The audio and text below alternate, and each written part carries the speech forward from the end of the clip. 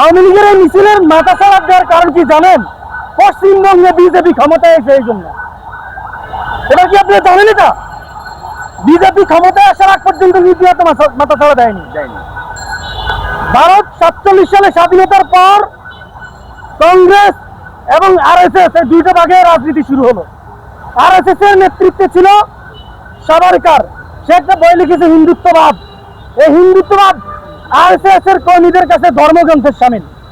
সেই ধর্মগ্রন্থে হিন্দুত্ববাদ বইয়ে বলা আছে অখণ্ড ভারত প্রতিষ্ঠার কথা।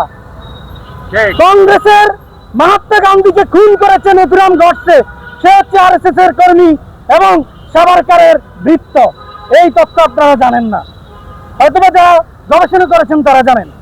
তারা দীর্ঘ 50-60 বছরের সাধনার পর অবশেষে আজকে সংখ্যাগরিষ্ঠ রাজনৈতিক দল, এটা হচ্ছে যে ভারতে তারা এই সাভারকারের বাহিনী দখল করে।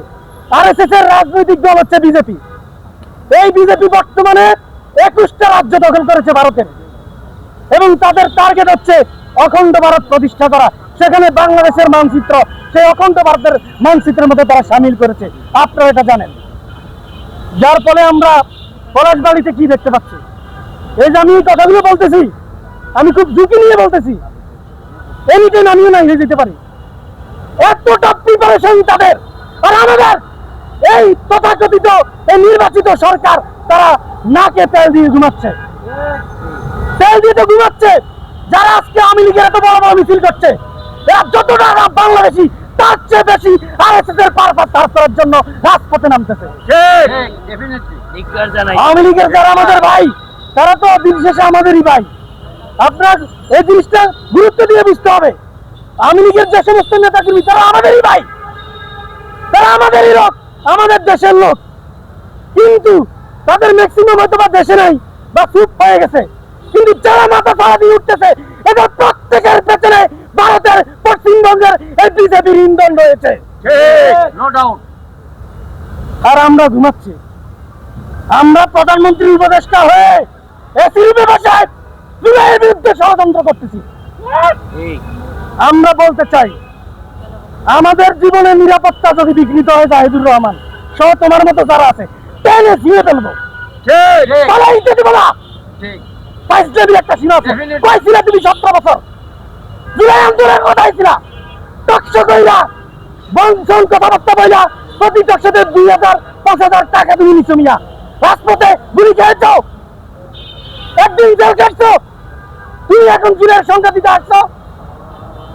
আমরা টেনে ছিঁড়ে ফেলবো খোদার কসম। দেয়ালে পিঠ থেকে গেলে কি করতে পারে দেশের মানুষ সেটা আমরা দেখাইছি। হাসিনার মতো পুরা শক্তির ব্যাকআপ ভারত পারমাণবিক শক্তিধর রাষ্ট্র, সেই রাষ্ট্র হাসিনার পেছনে ছিল। হাসিনা টিকতে পারছে না। মানুষের যখন দেয়ালে পিঠ থেকে যায় তখন তাকে কেউ জামায় রাখতে পারে না। আমরা এখান থেকে স্পষ্ট করে ঘোষণা দিচ্ছি, মাননীয় প্রধানমন্ত্রী জনাব তারেক রহমান তার অনেকগুলো কার্যক্রম আমাদেরকে অনেক আনন্দিত করতেছে। ভালো কিছু কাজ তিনি করতেছেন। মুসা মারা শিকার জন্য যুক্তরাষ্ট্রে যাইতে চাইছে, উনি বছর ডোবার কাছে যান, আমরা ধন্যবাদ জানাই। তিনি শাহজালাল বিমানবন্দরের নাম বদলিয়ে দিয়া আন্তর্জাতিক বিমানবন্দর বলার জন্য এক জাত ওই 5-6টা কুত্তা তাকে প্রস্তাব দিয়েছিল, তিনি সেটাও প্রত্যাখ্যান করেছেন, তাকে ধন্যবাদ জানাই। তিনি নিজে আগে ট্রাফিকের আইন মানতেছেন, পরে জনগণকে বলতেছেন, তাকে আমরা ধন্যবাদ জানাই।